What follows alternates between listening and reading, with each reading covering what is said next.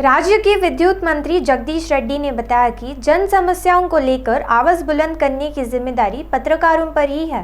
आज यहां Somajiguda press club में मंत्री ने क्लब 2022 की डायरी का लोकार्पण किया। राज्य के विद्युत मंत्री जगदीश रेड्डी ने पत्रकारों को आश्वासन दिया कि वे पत्रकारों की समस्याओं पर परिष्कार करने के सभी प्रयास करेंगे। उन्होंने पत्रकारों से कहा कि जन समस्याओं को उजागर करने के लिए पत्रकार किसी से कोई समझौता ना करें। इस कार्यक्रम में राज्यसभा सदस्य जोगिनपल्ली संतोष कुमार, प्रेस अकादमी के चेयरमैन अल्लम नारायण आदि उपस्थित थे। इसी मौके पर सांसद संतोष कुमार ने प्रेस क्लब के संचालन हेतु 5 लाख रुपयों का अनुदान देने की घोषणा की। జర్నలిజం విషయంలో కొంచెం కన్ఫ్యూజన్స్ వస్తూ ఉన్నాయి. కొత్త జర్నలిస్టులు, పాత జర్నలిస్టులు, కొత్త రకాల జర్నలిజం. నేను కూడా మంత్రి కాగానే ప్రారంభంలోనే జర్నలిస్టుల సంక్షేమానికి సంబంధించి లేదా హౌసింగ్ ఇతర విషయాలకు సంబంధించి చర్చ చేసినప్పుడు సరే లిస్ట్ తీసుకురండి, ఏదో ప్రయత్నం చేద్దాము అని చెప్పి 50-60 మంది ఉంటారు, జిల్లా హెడ్ క్వార్టర్ కాబట్టి ఉంటే ఒక 100 మంది వరకు ఉంటారని నేను అనుకున్నాను. కానీ వాళ్ళు తెచ్చిన లిస్ట్ తర్వాత నాకు కళ్ళది 1800 మంది ఉన్నారు. ఈ మధ్యకాలంలో ఎవరికి వాళ్ళే ప్రకటించుకునే పరిస్థితి వచ్చింది కాబట్టి దీంట్లో ఎట్లా డిఫరెన్షియేట్ చేయడం అనే సమస్య కూడా వచ్చింది. ఇప్పుడు అసలు ఇబ్బంది పడే పరిస్థితులు ఉన్నారు. మంత్రి గారు ఉన్నారు, ఎంపీ గారు ఉన్నారు కనుక పెండింగ్లోనైతే చాలాసార్లు వీళ్ళు మాట్లాడుతూ ఉంటారు కానీ అవి ఎప్పుడూ సఫలం కాలేదు.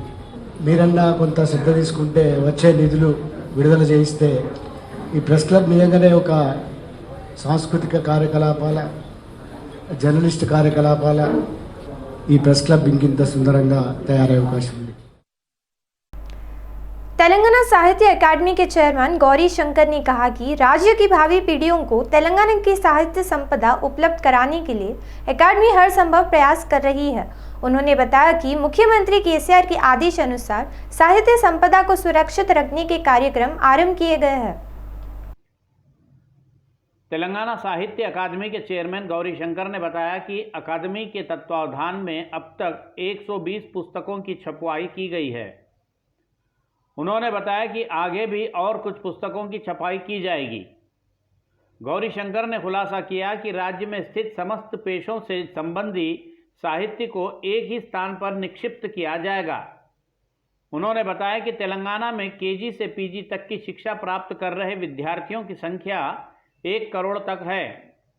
इन सभी को तेलंगाना के साहित्य से परिचित कराकर उन्हें इस सुगंधी साहित्य को उपलब्ध कराने की योजना तैयार की जा रही है।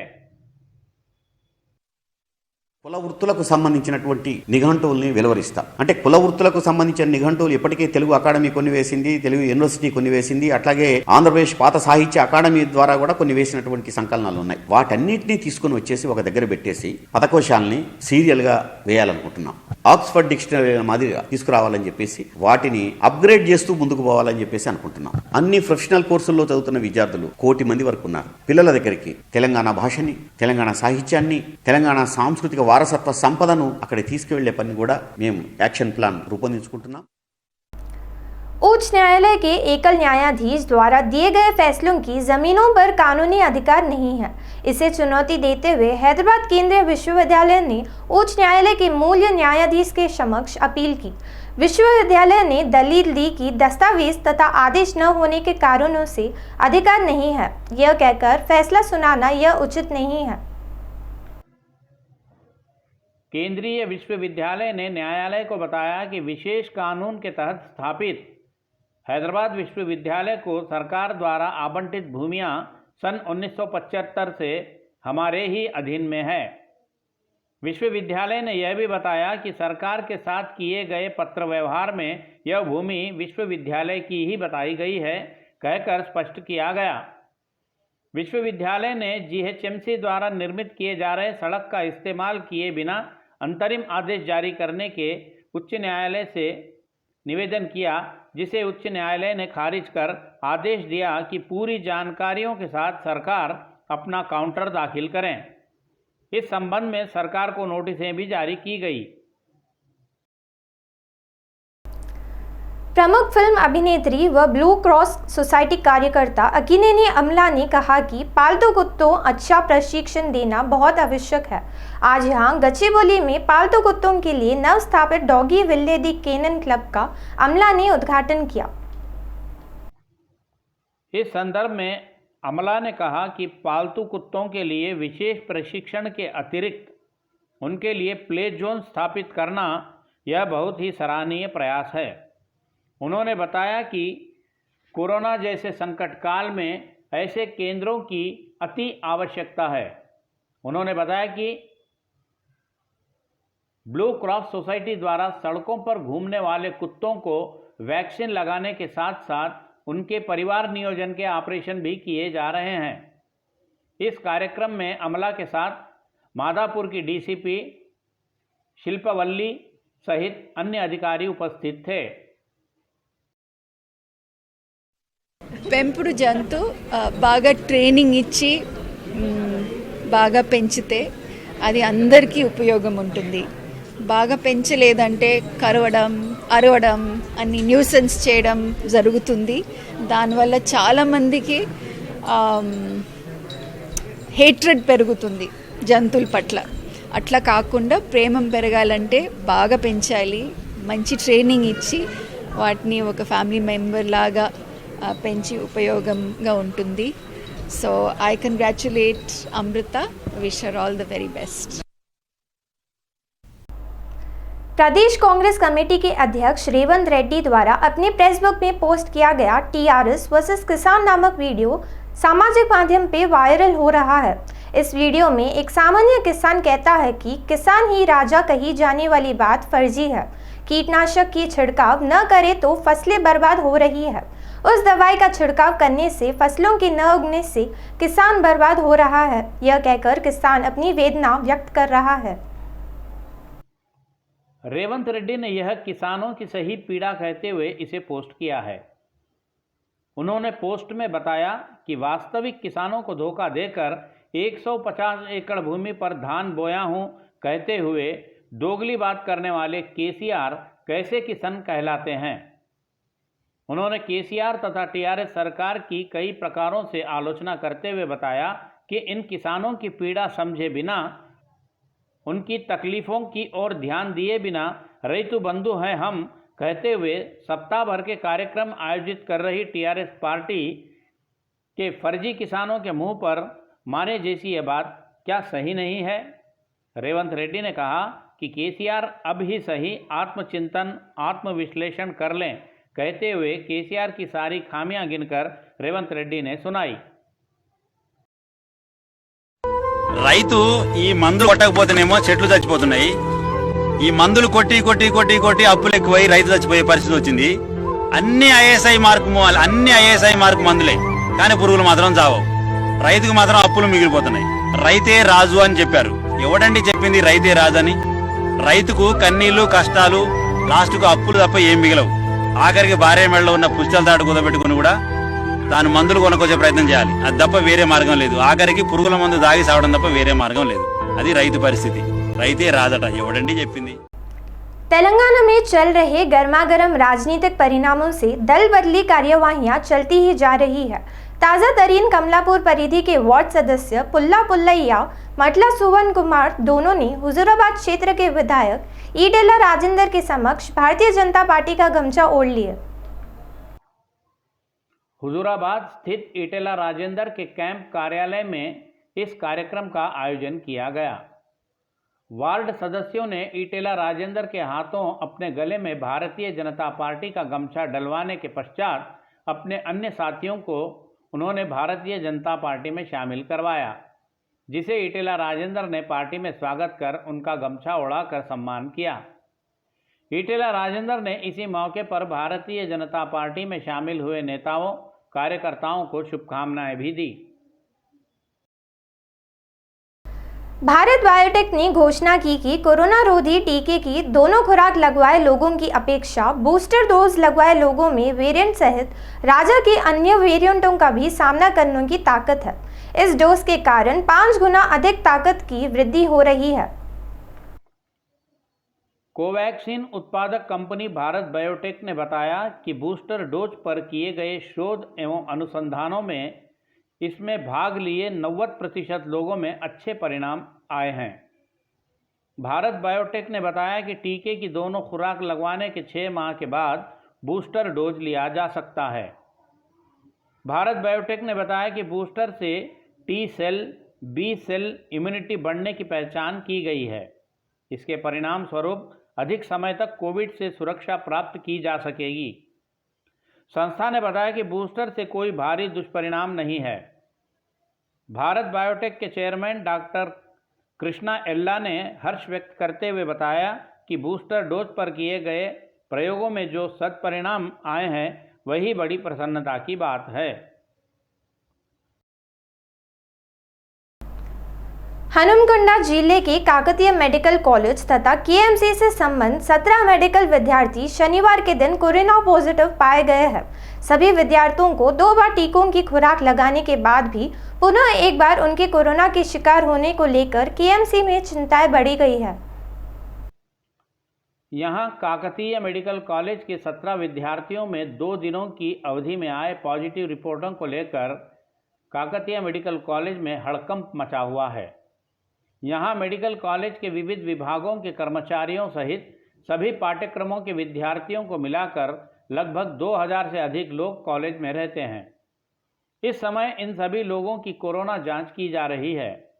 इस पर मेडिकल कॉलेज के प्रधानाचार्य डॉक्टर मोहन दास ने बात करते हुए बताया कि रोगियों का उपचार करते समय कर्मचारियों में किस प्रकार से कोरोना संक्रमण होता है, इसकी उन्होंने जानकारी दी।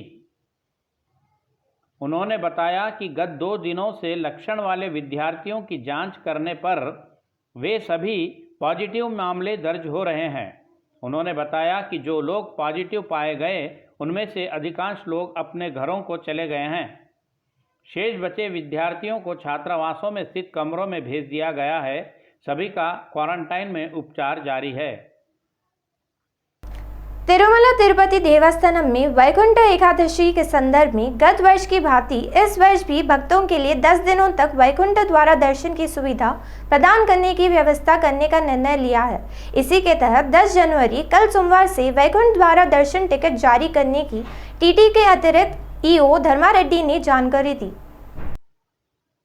तिरुमला तिरुपति देवस्थानम के अतिरिक्त कार्यकारी अधिकारी धर्मा रेड्डी ने बताया कि तिरुमला आने वाले भक्तों को इस माह की 13 से 22 तारीख तक स्वामी के वैकुंठ द्वार दर्शन करवाए जाएंगे। उन्होंने आगे बताया कि कोरोना के फैलते क्रम को देखते हुए तिरुपति वासियों को ही वैकुंठ द्वार सर्वदर्शन के टोकन टिकट जारी किए जाएंगे। इसके लिए तिरुपति में 5 स्थानों पर सर्वदर्शन के टोकन जारी करने वाले केंद्र स्थापित किए गए हैं।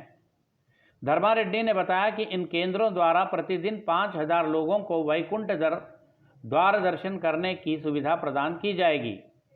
इसके साथ ही सामान्य भक्तों को बालाजी के वैकुंठ द्वार दर्शन की सुविधा उपलब्ध कराने के उद्देश्य से 13 जनवरी से 22 जनवरी तक वीआईपीओ के सिफारिशी पत्रों को तिरुमला तिरुपति देवस्थानम ने रद्द कर दिया है। किसी प्रकार के कोई सिफारिशी पत्र स्वीकार नहीं किए जाएंगे। अतिरिक्त कार्यकारी अधिकारी धर्मा रेड्डी ने कल तिरुपति में स्थापित किए गए टोकन जारी केंद्रों का जायजा लिया। उन्होंने बताया कि वैकुंठ द्वार दर्शन हेतु 10 जनवरी को प्रातः 9 बजे से तिरुपति में सर्वदर्शन टोकन जारी किए जा रहे हैं। धर्मा रेड्डी ने बताया कि वैकुंठ द्वार दर्शन के टोकन धारकों को दर्शन के एक दिन पूर्व मध्याह्न 2 बजे से अलिपिरी के रास्ते तिरुमला की ओर भेजा जाएगा। एक निर्माण के मुद्दे को लेकर 2 वर्गों के बीच आपसी झड़पें तथा हमलों की घटना के प्रकाश में कर्नूल जिले के आत्मकुरु शहर में गहरा तनाव फैल गया है। इस हमले के दौरान दोनों वर्गों की ओर से बड़े पैमाने पर पत्थरबाजी की गई है। यहां पत्थरबाजी की घटना के चलते वहां पहुंचे भारतीय जनता पार्टी के नेता बुड्ढा श्रीकांत रेड्डी को एक वर्ग के लोगों ने रोक दिया। इसी क्रम में श्रीकांत रेड्डी की कार अचानक लोगों की ओर घुस जाने से 2 लोग गंभीर रूप से घायल हो गए। इस दृश्य को देख आक्रोश में आए लोगों ने श्रीकांत रेड्डी की कार पर हमला कर कार को ध्वस्त कर दिया। यहां उत्पन्न तनाव की स्थिति को काबू करने के लिए पुलिस को 2 राउंड हवाई फायरिंग करनी पड़ी। पुलिस ने भारतीय जनता पार्टी के नेता बुड्ढा श्रीकांत को तत्काल हिरासत में लेकर उन्हें पुलिस थाने भेज दिया। अपने नेता को थाने ले जाने की सूचना पाते ही उत्तेजित भीड़ आत्मकूर पुलिस थाने पहुंचकर थाने का घेराव कर लिया, जिससे आत्मकूर थाने के आसपास के क्षेत्रों में कुछ देर के लिए तनाव की स्थिति उत्पन्न हो गई। इस बीच दूसरे वर्ग के आंदोलनकारियों ने श्रीकांत रेड्डी की कार को आग लगा दिया। जिले के पुलिस अधीक्षक सुधीर कुमार रेड्डी ने स्थिति को काबू में कर लिया है। इस घटना पर राज्य के पुलिस महानिदेशक गौतम स्वांग ने आक्रोश व्यक्त किया। उन्होंने बताया कि सांप्रदायिकता फैलाने वालों को नहीं बख्शा जाएगा। उन्होंने मामले की समग्र जांच के पुलिस अधीक्षक को आदेश जारी किए।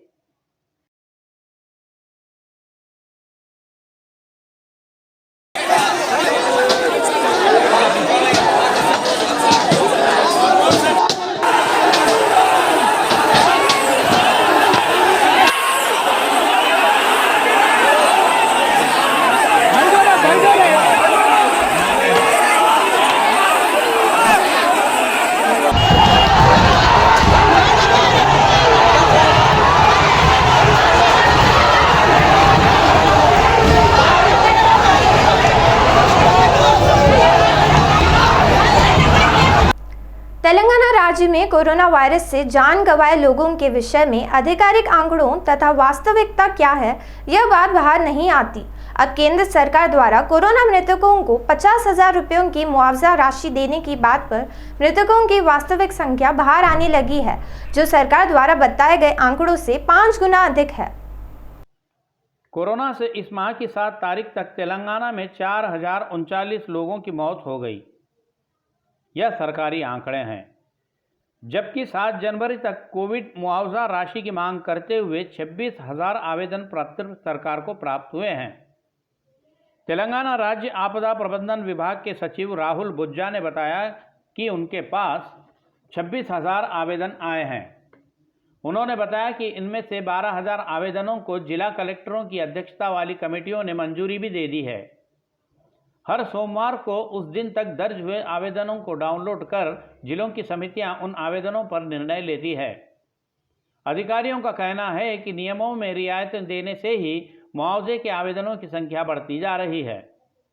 यह ऐसा हो तो पीड़ित परिवारों को इस मुआवजे की मांग करते हुए मी सेवा द्वारा आवेदन करना होगा।